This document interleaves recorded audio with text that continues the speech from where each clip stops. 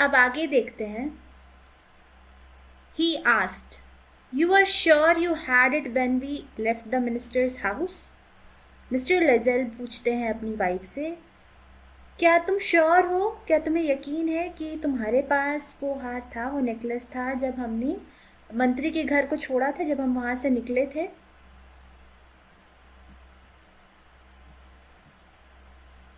Yes, I felt it as we came out.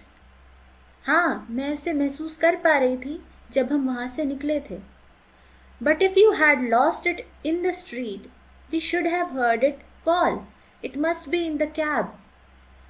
अब mister लोजेल बोलते हैं कि अगर तुम उसे सड़क पर खोई होती तो हमने उसके गिरने की आवाज़ सुनी होती, तो ये ज़रूर कैब में होगी, नेकलेस ज़रूर कैब में होगी।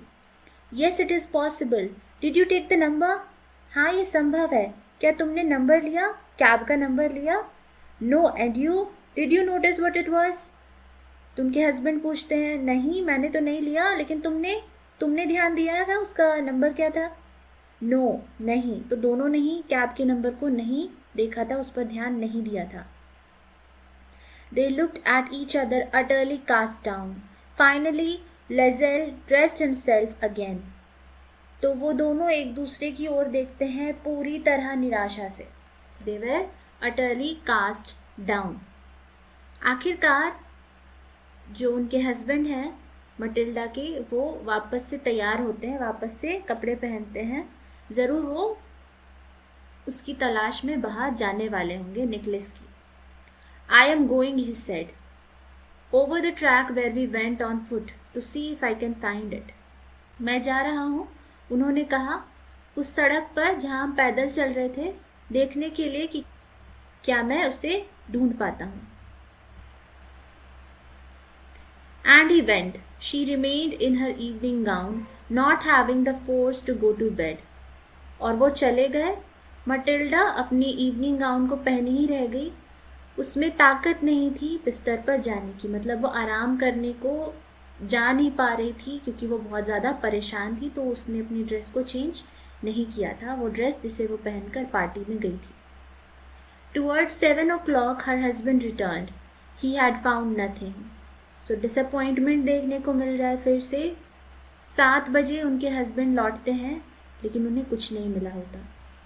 He went to the police and to the cab offices and put an advertisement in the newspapers offering a reward.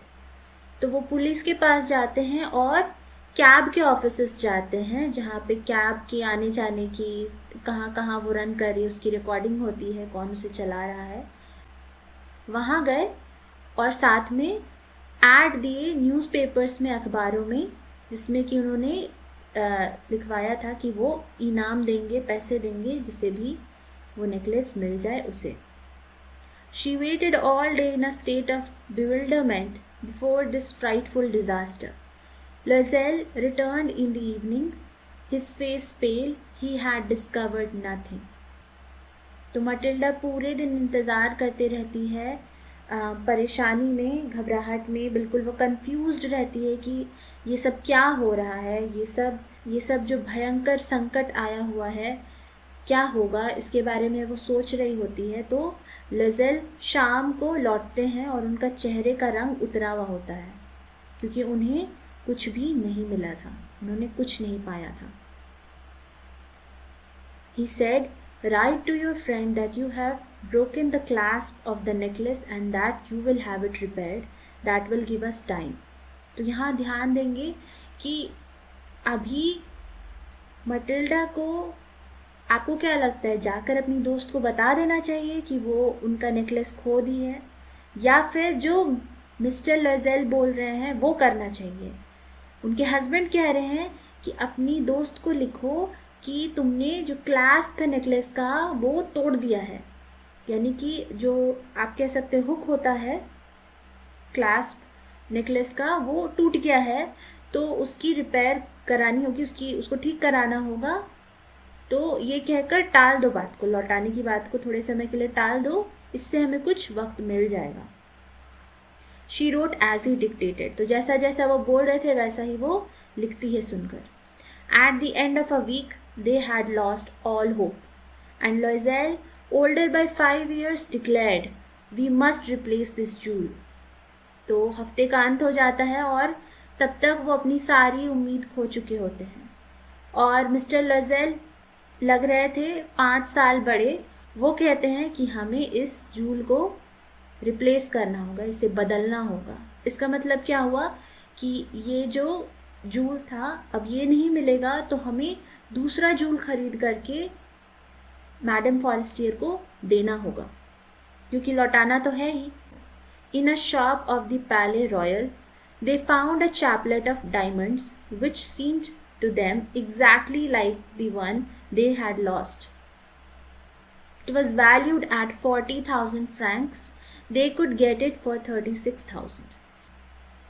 तो पैले रॉयल की एक शॉप में वो पाते हैं एक चैपलेट डायमंड्स का। तो चैपलेट हो गया डायमंड से पिरोया हुआ एक स्ट्रिंग, ठीक है, वो पाते हैं जो कि देखने में हूबहू वैसी ही थी जैसी चैपलेट या नेकलेस उन्होंने खोई थी। उसकी कीमत रखी गई थी 40,000 फ्रैंक्स, 40,000 फ्रैंक्स, लेकिन वो उसे खरीद सकते थे 36,000 फ्रैंक्स में। Loisel possessed 18,000 francs, which his father had left him. He borrowed the rest. He made ruinous promises, took money from usurers and the whole race of lenders. Then he went to get the new necklace, depositing on the merchant's counter 36,000 francs. तो mister लॉयज़ेल के पास पहले से 18,000 Franks थे जो कि उनके पिताजी उनके लिए छोड़ गए थे। बाकी के जो बचा हुआ जो सम था वो उसे उधार लेते हैं। तो वो बर्बाद कर देने वाले वादे करते, वो ऐसे वादे कर रहे थे जिन्हें निभा पाना बहुत बहुत कठिन होता। वो पैसे ले रहे थे पर्शरर्स से, यानी ऐसे साहूकारों से, ऐसे सेठों से ले रहे थे पैसे जो कि बहुत ज़्यादा ब्याज लेते उस रकम पर जो कि वो उधार दे रहे होते लोगों को। फिर वो जाते हैं और नई नेकलेस को लेते हैं, वो पैसे जमा करते हैं व्यापारी के काउंटर पर। कितने? 36,000 francs. When Madame Loisel took back the jewels to Madame Forestier, the latter said to her in a frigid tone, "You should have returned them to me sooner, for I might have needed them." तो जब madam लोजेल joules लेके जाती हैं madam Forestier के पास, तो madam Forestier, letter मतलब जिनका जिक्र बाद में हुआ है, वो कहती हैं मैडम लोजेल से एक फ्रिजिड टोन में, मतलब कि रूखे स्वर में, तुम्हें ये जल्दी लौटा देने चाहिए थे मुझे, क्योंकि मुझे इनकी ज़रूरत हो सकती थी। Madame Forestier did not open the jewel box as Madame Loisel feared she would. What would she think if she should perceive the substitution? What should she say? Would she take her for a robber? तो madam Forestier उस joule box को नहीं खोलती हैं जैसा madam लोजेल को डर था कि वो करेंगी। अगर मैडम फॉरेस्टियर समझ गई उसे देख कर कि उसे बदला गया है, तो सब्स्टिट्यूट का मतलब क्या हुआ कि उसे जो नेकलेस था उसको रिप्लेस कर दिया गया है। वो क्या कहेंगी? क्या वो समझेंगी कि मैं एक रॉबर हूँ? Madam लोजेल now knew the horrible life of necessity. She did her part, however, completely heroically. It was necessary to pay this frightful debt. She would pay it. They sent away the maid, they changed their lodgings, they rented some rooms in an attic. Madam लोजेल को अब जो ज़रूरतों की कष्ट भरी ज़िंदगी है उसके बारे में पता चलता है। वो ज़िंदगी कैसी होती है वो उन्हें समझ आती है, लेकिन उन्होंने अपने पार्ट को पूरी तरह से बहादुरी से निभाया। ये जो डराने वाला कर्ज था इसे चुकाना आवश्यक था, नेसेसरी था, और ये वो चुकाने ही वाली थी। तो अब चुकाने के लिए पैसे चाहिए ना, तो पैसे कहाँ से आएंगे? ज़्यादा पैसे कमाना एकाएक तो संभव था नहीं, तो अपनी ज़रूरतों को घटाना उनके लिए आवश्यक हो गया था लोजेल्स के लिए। तो उन्होंने अपनी काम वाली को हटा दिया, उन्होंने अपने रहने की जगह बदल ली, कुछ एटिक में उन्होंने रूम्स रेंट पर ले लिए, किराए पर ले लिए। तो घर में छत के नीचे एकदम छोटा सा कमरा होता है जिसमें सामान वगैरह रखा जाता है, उसको कहते हैं एटिक। तो वो एटिक में रहने चले गए। She learned the odious work of a kitchen. She washed the dishes, she washed the soiled linen, their clothes and dishcloths, which she hung on the line to dry. She took down the refuse to the street each morning and brought up the water, stopping at each landing to catch her breath. And clothed like a woman of the people, she went to the grocers, the butchers, and the fruiterers, with her basket on her arm, shopping, haggling to the last sou of her miserable money. तो उन्होंने जो बहुत अरुचिकर, जिसमें कि बिल्कुल भी interest ना हो, परेशान करने वाला हो, वैसा कार्य करना किचन का सीख लिया था। वो बर्तन धोया करती थी, वो गंदे मैले हो गए कपड़े जो पहनते थे या जिनसे साफ सफाई करते थे उन सबको धोया करती थी और तार पर सूखने को डालती थी। वो जो घर का जो कचरा था उसे सड़क पर ले जाया करती थी डिस्पोज करने के लिए हर सुबह। वो पानी उठा कर लाया करती थी और सीढ़ियों से आती होंगी ऊपर, तो उनको रुक रुक कर बीच बीच में सांस लेने की आवश्यकता होती थी क्योंकि उनका दम फूलने लगता होगा, उनको दिक्कत होती होगी क्योंकि उनको तो पहले आदत थी नहीं ये सब करने की। और अब उनका जो रूप था वो एक सामान्य महिला का हो गया था, एक आम महिला जैसी नज़र आती वैसी अब वो दिखने लगी थी। वो जाती थी ग्रोशर के पास, बुचर के पास, फ्रूटर के पास, मतलब वो फल, सब्जियाँ, मांस ये सब खरीदा करती थी। अपने आप पर एक बास्केट रखी हुई होती थी शॉपिंग करते समय, और अपने मुश्किल से कमाए गए पैसों के आखिरी सू तक को वो बचा कर चलती थी। तो हमेशा वो मोल भाव करती थी कि उनका ज़्यादा खर्च ना हो जाए, जितने वो पैसे लेकर चली और जितने खर्च करने के उन्होंने सोचे हैं उससे। The husband worked evenings putting the books of some merchants in order, and nights he often did copying at 5 sous a page. And this life lasted for 10 years. At the end of 10 years, they had restored all. उनके जो पति थे वो शाम को काम किया करते थे, कुछ व्यापारियों के जो किताबें थी उनको ऑर्डर में लगाने का, रात में वो अक्सर कॉपी करने का काम किया करते थे। ठीक है, पेजेस को कॉपी उतारने का काम किया करते थे, जिसमें हर पेज की कॉपी पर उनको 500 मिलते थे। और ये ज़िंदगी उन लोगों ने जी 10 साल तक। 10 साल के अंत तक उन्होंने सब कुछ रिस्टोर कर लिया था, सब कुछ पहले जैसा कर लिया था, यानी कि सारे जो उनका जो डेट था उन्होंने चुका दिया था। Madam Loisel seemed old now. She had become a strong, hard woman, the crude woman of the poor household. Her hair badly dressed, her skirts awry, her hands red. She spoke in a loud tone and washed the floors with large pails of water. But sometimes when her husband was at the office, she would seat herself before the window and think of that evening party of former times, of that ball where she was so beautiful and so flattered. तो अब देखने में वो madam लोज़ेल old लगती थी, ठीक है, जैसे उनकी उम्र हो गई हो।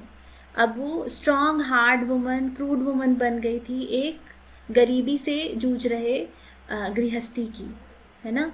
तो अब वो देखकर एक कठोर महिला लगती थी। वो अपने बाल नहीं संवारती थी, उनकी जो स्कर्ट थी वो मुचड़ी सी रहती थी, वो ठीक से प्लेटेड नहीं होती थी। और अब वो एक, उनके हाथ लाल थे और अब वो एक लाउड टोन में बात करती थी, ज़ोर से बोलती थी। वो फर्श को साफ़ किया करती थी खूब सारे पानी से, तो जैसे बाल्टियों से वो बाल्टी भर भर के वो पटा पटा कर ज़मीन पर उसे साफ़ किया करती थी। लेकिन कभी कभी जब उनके हस्बैंड ऑफिस में होते थे, दफ्तर में होते थे, तो वो खिड़की के पास खुद को बिठाकर वहाँ पर बैठकर वो सोचा करती थी उस शाम की पार्टी का जो पहले उन्होंने अटेंड की थी, उस बॉल का जहाँ वो कितनी सुंदर लग रही थी और उन्हें कितनी प्रशंसा मिल रही थी, वो कितनी प्रसन्न थी प्रशंसा पाकर। How would it have been if she had not lost the necklace? Who knows how singular is life and how full of changes? How small a thing will ruin or save one? तो क्या होता अगर उन्होंने necklace नहीं खोया होता, तो उनकी ज़िंदगी कैसी होती? किसे पता? ज़िंदगी तो इकहरी है ना, ज़िंदगी इकहरी है और उसमें बदलाव आते रहते हैं। तो चूँकि ज़िंदगी एक ही है, तो एक के बाद एक घटनाएं घटती हैं। कुछ और होता तो क्या होता हम नहीं जान सकते। कैसे एक छोटी सी चीज़ किसी को बर्बाद भी कर सकती है, किसी को आबाद कर सकती है, किसी को बचा सकती है। One Sunday, as she was taking a walk in the Champs-Élysées to rid herself of the cares of the week, she suddenly perceived a woman walking with a child. It was Madame Forestier, still young, still pretty, still attractive. Madame Loisel was affected. Should she speak to her? Yes, certainly, and now that she had paid, she would tell her all. Why not? एक रविवार जब वो टहल रही थी शांज़ेलीज़े में, अपने आप को हफ्ते भर की जो जिम्मेदारियां हैं उन सब से, उनके बारे में ना सोचने के लिए, अपने आप को फ्री करने के लिए, अपने माइंड को काम करने के लिए जब वो वहाँ टहल रही थी, तो अचानक उनकी नज़र पड़ती है, अचानक वो देखती हैं एक महिला को जो कि एक बच्चे के साथ चल रही थी वहाँ। वो महिला कौन थी? वो थी उनकी दोस्त मैडम फॉरेस्टियर। अभी भी यंग थी वो देखने में, अभी भी सुंदर थी, अभी भी आकर्षक थी। तो मैडम लोज़ेल इससे आहत हुई। ठीक है, वो तुलना, हमेशा से वो तुलना तो करती रहती थी अपनी लाइफ दूसरों के साथ, तो अभी वो अपने रूप की तुलना अपनी दोस्त से कर रही हैं। वो सोचती हैं कि क्या वो जाकर उनसे बात करे? हाँ, ज़रूर। और अब जब उन्होंने सारे पैसे चुका दिए हैं, तो वो मैडम फॉरेस्टियर को सब कुछ बता देगी। क्यों ना बताए? She approached her. Good morning gene. तो वो मैडम फॉरेस्टियर के पास जाती हैं और कहती हैं, good morning gene. Her friend did not recognize her and was astonished to be so familiarly addressed by this common personage. She stammered, "But madam, I do not know. You must be mistaken." उनकी दोस्त उन्हें पहचान नहीं पाती है और आश्चर्य में पड़ जाती हैं कि ये साधारण सी नज़र आने वाली महिला कौन है जो कि मुझे इतने ऐसे संबोधित कर रही है जैसे कि मुझे बहुत अच्छे से जानती हूँ। तो पर्सनेज मतलब होता है एक इम्पॉर्टेंट पर्सन, एक प्रतिष्ठित व्यक्ति, विशिष्ट व्यक्ति। बट मटिल्डा जो थी वो कैसी नज़र आ रही थी? बहुत ऑर्डिनरी सी। तो वो मैडम फॉरेस्टियर को कैसे जानती थी? आगे मैडम फॉरेस्टियर लड़खड़ाते आवाज़ में कहती है, लड़खड़ाते स्वर में कहती हैं, लेकिन मैडम मुझे नहीं पता, आपसे ज़रूर भूल हो रही है। No, I am Mathilde Loisel. नहीं, मैं मटिल्डा लोज़ेल हूँ। Her friend uttered a cry of astonishment. Oh my poor Mathilde, how you have changed. Finally जब वो अपना नाम बताती हैं तो उनकी फ्रेंड उन्हें पहचान जाती है और चीख पड़ती हैं आश्चर्य से, ओह मटिल्डा, तुम कितनी बदल गई हो।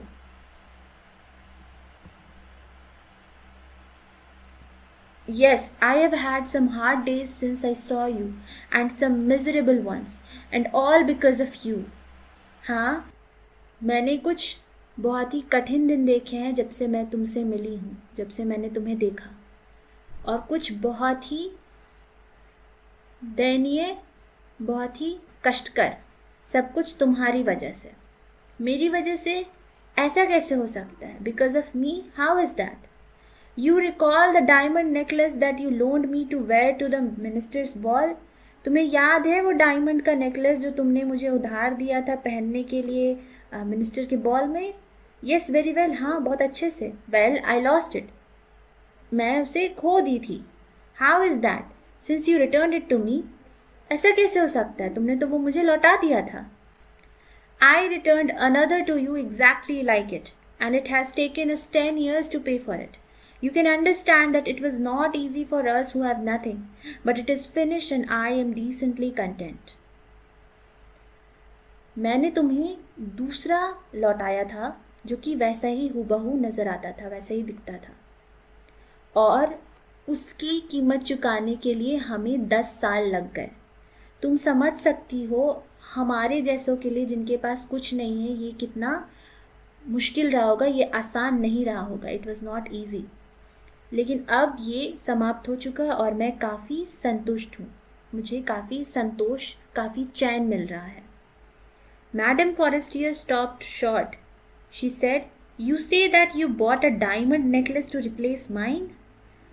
मैडम फॉरेस्टियर ज़रा रुकती हैं और कहती हैं, तुमने कहा कि तुमने मेरे नेकलेस को बदलने के लिए एक डायमंड नेकलेस खरीदी?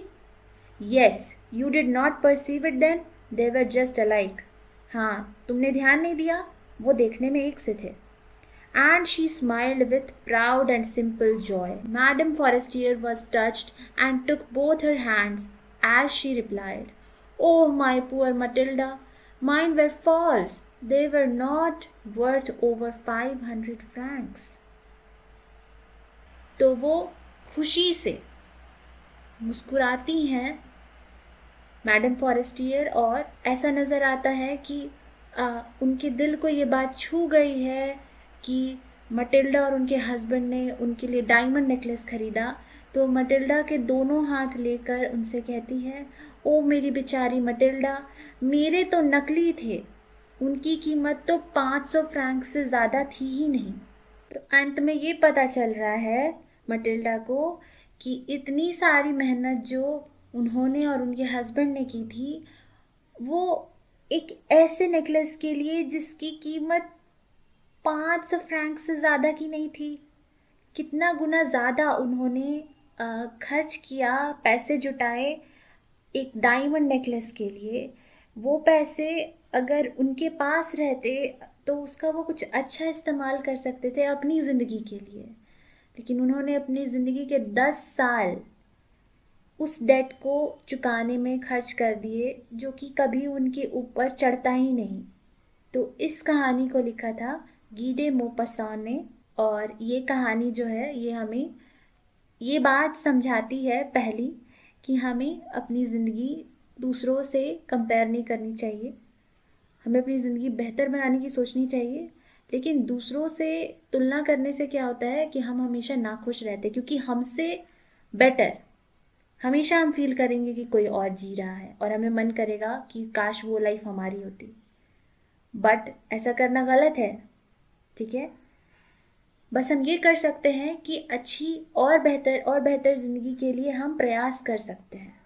इससे क्या होगा कि हम प्रसन्न रहेंगे और अपनी जो काबिलियत है और अपनी जो मेहनत है उस पर फक्र कर सकेंगे। दूसरी बात कि हमें जब हमसे कोई गलती हो जाए तो उस गलती के बारे में हमें कन्फेस कर देना चाहिए।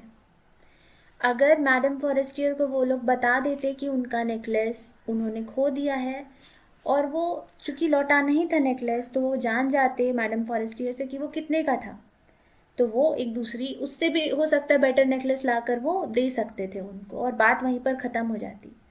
लेकिन उन्होंने गलती को छुपाया और उसका उन्हें बहुत बड़ा खामियाजा भुगतना पड़ा। उसका उन्हें बहुत बुरा नतीजा देखने को मिला जिससे कि वो बच सकते थे, ठीक है। तो ये एक बहुत ही मेरे नज़र में तो काफ़ी सैड स्टोरी थी, बट अच्छी थी, आपको अच्छी लगी होगी मुझे उम्मीद है। तो अब आप इसके क्वेश्चंस करके देखिएगा। नेक्स्ट क्लास में हम लोग अगले चैप्टर को पढ़ेंगे। Thank you.